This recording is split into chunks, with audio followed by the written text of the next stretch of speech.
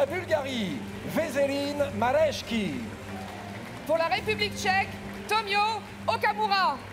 Comme à la parade, un à un, ils font leur apparition sur la scène du Palais des Congrès. Autour de Marine Le Pen, la grande famille des extrêmes droites européennes.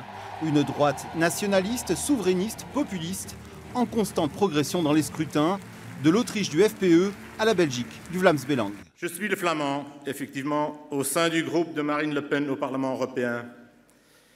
Les liens d'amitié entre le Front National et mon parti national, le Vlaams Belang, sont forts et stables et ils datent déjà des années 80 du siècle précédent. Tous différents, mais tous unis, unis dans une même détestation de l'Union européenne version Bruxelles. Un discours décliné en français, en grec, en roumain ou en tchèque, et qui recueille immanquablement les applaudissements du public. On a tous été plus ou moins formés dans le même moule. Et puis là, on se fait envahir. Et c'est pour ça que les nations réagissent. Il y a trop de choses qu'on laisse faire et il serait temps quand même de redresser un petit peu les frontières et les drapeaux de chaque pays aussi. A-t-on besoin de vous la présenter?